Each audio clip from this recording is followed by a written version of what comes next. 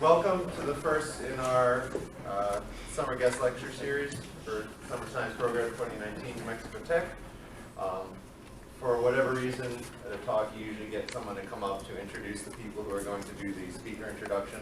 So that's what I'm doing. Speaker introduction, Tommy, Jessica, and Stella.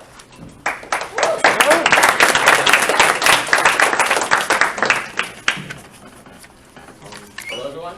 Today, Dr. Suntzeff will be speaking to us and sharing his wisdom. He is a distinguished observational astronomer and has published multiple scientific papers on cosmology, supernovae, stellar populations, and astronomical instrumentation. Dr. Suntzeff received a bachelor's degree in mathematics from Stanford University and a PhD in astronomy and astrophysics from UC Santa Cruz. He's also a TA for SSP at Thatcher School for 2 years, and currently he's a physics and astronomy professor at Texas A&M. Dr. Suntzeff also co-founded the High Z supernova team, which was instrumental in discovering the presence of dark energy and the expansion of the universe. He has also won multiple awards, including the Breakthrough Prize in Fundamental Physics, the Jefferson Senior Science Fellowship, and many others. Today he will be presenting his talk titled The Three Universes, and let's all welcome him.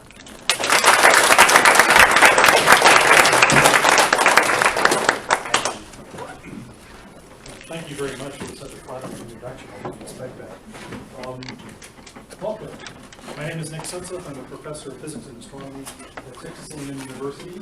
We actually have another speaker who's going to get to speak tomorrow, Professor Ralph Mazet, who's sitting in the back. Ralph is a professor of mathematics at Stanford University. So I'm going to be talking about observational things in the universe.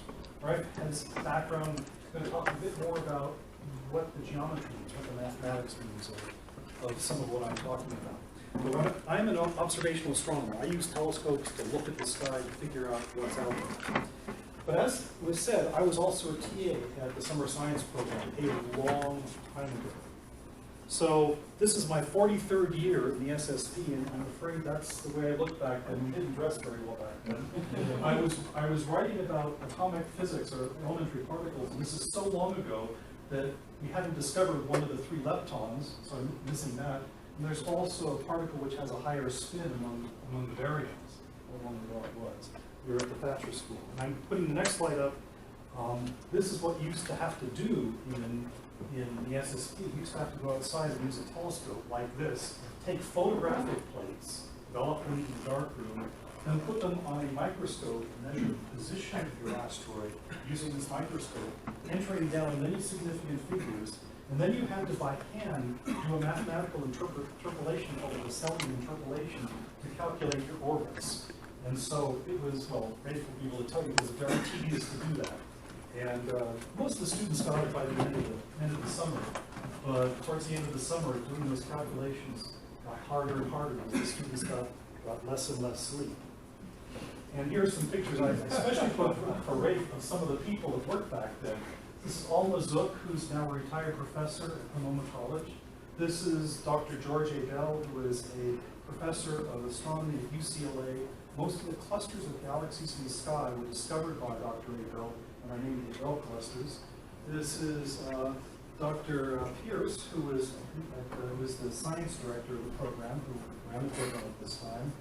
Here, this is Dr. Pierce, Dr. A. Bell, and Ed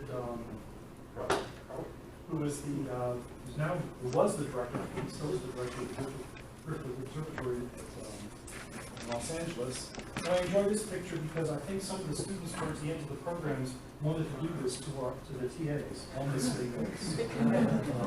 We really rode hard on your case. So one of the interesting things about giving a talk right now is this is a special anniversary time. This is the 100th anniversary of the proof of general relativity. Now, general relativity is an extremely beautiful, difficult mathematical theory which describes how gravity works. And of course, Albert Einstein invented it back in 1915. And even up to today, this theory has stood the test of time, and there's not been one single mistake found in it, well, except maybe one. People argue over that. But it's got to be one of the most successful physical theories ever created. And the way that it was experimentally tested was by looking at stars near the sun during the eclipse. Now, as you know,